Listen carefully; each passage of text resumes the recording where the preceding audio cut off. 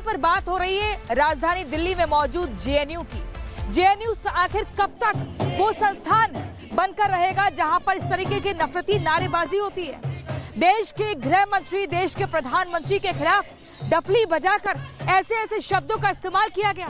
दो सीनियर्स के सामने सवाल ये खड़ा होता है कि वाइस चांसलर कहाँ थे और आखिर कब तक? क्यों नहीं इन आतंकियों और दंगाइयों के हमदर्दियों के खिलाफ एक कड़ा और सख्त एक्शन लिया जाना चाहिए? आखिर कौन है ये नफरती गैंग जो हर बार बिल से बाहर निकल के आता है और फिर नफरती नारेबाजी करता है, तमाशा करता है?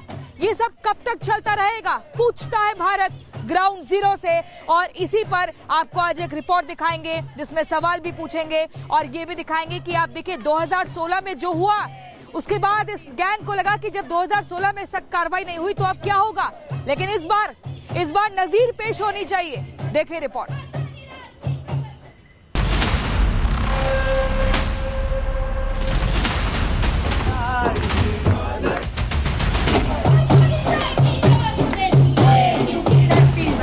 नरेंद्र मोदी को और अमित शाह को कब्र खोदने वाले खुद कब्र में चले गए। भारतीय प्रधानमंत्री, गृह मंत्री की कब्र खोदने की उन्होंने बात की, जो कि पूरी तरह से निंदनीय और शर्मनाक है। दिया बुझने के पहले फड़फड़ाता जरूर है। तो ये नारा है और एक विरोध करने का तरीका है, एक पॉलिटिकल लैंग्वेज है, इसको लिटरल मतलब नहीं कहते हैं।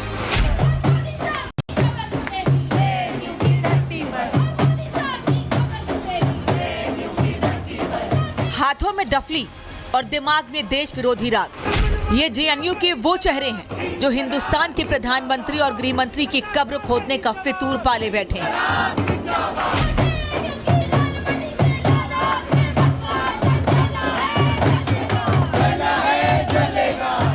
देश के टैक्स पेयर्स के पैसे पर पलने और फिर देश विरोधी पाठ पढ़ने वाले ये तमाम चेहरे दिल्ली दंगों के आरोपी शर्जिल इमाम और उमर खालिद को जमानत नहीं मिलने से बिलबिलाए हुए हैं। इन देश विरोधियों की नारेबाजी और इनकी हर मुहिम सिर्फ और सिर्फ देश के खिलाफत और दंगाइयों जिहादियों के समर्थन के लिए होती है।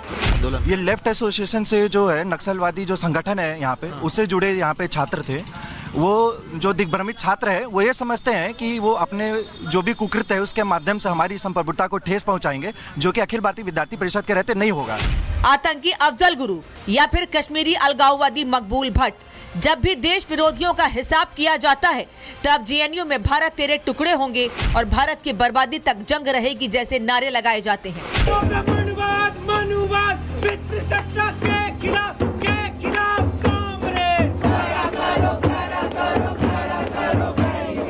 चलिए अब आपको बताते हैं कि आखिर कॉमरेडों ने इस बार जेएनयू से देश विरोध की नई किस्त क्यों जारी की है। दरअसल 6 साल पहले यानी 5 जनवरी 2020 को जेएनयू में नकाबपोश हमलावरों ने जेएनयू के छात्रों और शिक्षकों पर हमला कर दिया था।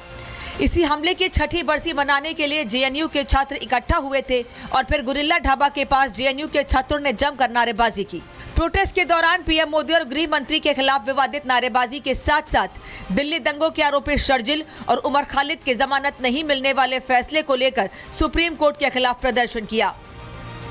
भारतीय प्रधानमंत्री, गृह मंत्री जो एक निर्वाचित प्रक्रिया से चुन के इस देश में, लोकतांत्रिक देश में काम कर रहे हैं, उनकी कब्र खोदने की बात कर रहे हैं। और शार्जिल इमाम उमर खालिद की बेल प्ली जो रिजेक्ट हुई उसका विरोध करना पूरी तरह से दिखा रहा है कि ये पूरा इनका इतिहास है। अब तो उसका स्वागत करना चाहिए कि देशद्रोही के आरोपी जेल में ही रहे तो अच्छा है, उनको उम्र कैद की सजा होनी चाहिए ऐसे देशद्रोही के आरोपी को। और ये नक्सली उनके समर्थन में आकर ये वही नक्सली हैं हमेशा से जो जेएनयू कैंपस को जो है बदनाम करने की साजिश करते आ रहे हैं। वो पहले भी जब अफजल को फांसी की सजा दी गई है तो वहाँ पे अफजल हम शर्मिंदा हैं, तेरे कातिल जिंदा है और देश विरोधी नारे जो है इस कैंपस में ये लोग जो वामपंथी संगठन है विदेशी प्रोपेगेंडा के तहत लगाते आ रहे हैं। ऐसा पहली बार नहीं हुआ है कि जेएनयू में भारत विरोध की चिंगारी भड़काई गई हो।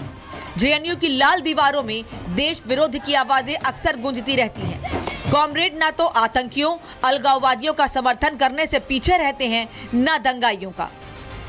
साल 2016 में संसद हमले के दोषी अफजल गुरु की बरसी जेएनयू में मनाई जाती थी। तब जेएनयू में भारत तेरे टुकड़े होंगे जैसे नारे लगाए गए थे। साल 2022 में जेएनयू की दीवारों पर ब्राह्मण परिसर छोड़ो और रक्तपात होगा जैसे नारे लिखे गए थे। साल 2024 में भी छात्र संघ चुनाव के दौरान जेएनयू में विवादित नारे लगाए गए थे।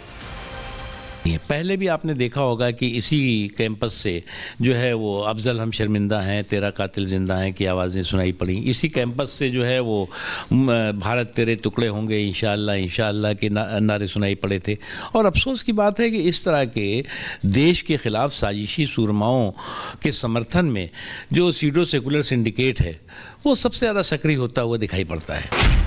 जेएनयू में देश विरोधी नारे लगाने का जुर्माना महज 10 से 20 हजार रुपए है।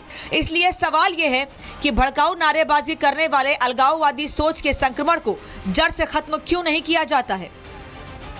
नरेंद्र मोदी को और अमित शाह को कब्र खोदने वाले खुद कब्र में चले गए हैं। यहाँ से उग्रवादी का खात्मा हो गया पूरे देश से। चिकन नेक को अलग करना और खालिद और शर्जिल के समर्थन में जो लोग बोलेंगे वे देशद्रोही है।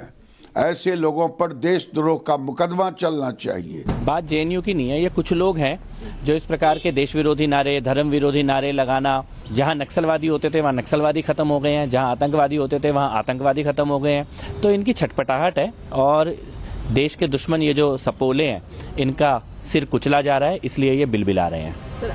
सवाल ये है कि आखिर जेएनयू की लाल दीवारों में देश विरोध का पाठ्यक्रम पढ़ने वाले इन वामपंथियों को देश की अखंडता से खिलवाड़ करने की संजीवनी मिलती कहां से है। ये नारे अपने आप लगवाते हैं, अपने आप शोर मचवाते हैं। उन्हें 5 साल से जेल में डाला हुआ है। अब अगले 1 साल के लिए फिर उनकी जमानत के ऊपर भी पाबंदी लगा दी। हर बार यही रह गया, इनको अपना आप नारे लगवाते हैं। जो लोग जेल में आपने 5 साल सड़ा दिए उतनी सजा नहीं होगी उनके जुर्म की जितने आपने उन्हें जेल में सड़ा दिया। जेएनयू में काफी इसका आक्रोश है। मुस्लिम होने की वजह से इस तरह से इनके साथ व्यवहार हो रहा है। तो अन्याय इनके साथ तो हुआ है और सुप्रीम कोर्ट का फैसला भी बड़ा अनफॉर्चुनेट रहा है।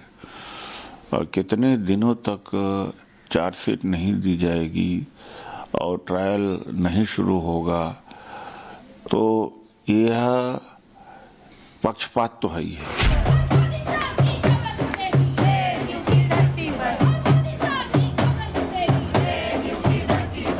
देश विरोध की संजीवनी इन वामपंथियों को कहां से मिलती है ये तो आपको पता चल ही गया होगा, लेकिन अब ये भी जान लीजिए कि जेएनयू को संवारने के लिए केंद्र सरकार खर्च कितना करती है।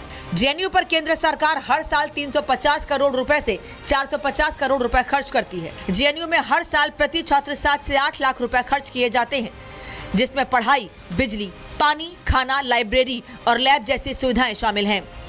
जेएनयू को मिल रही फंडिंग और सब्सिडी के बावजूद भी कैंपस से देश विरोधी सुर सुनाई देते हैं।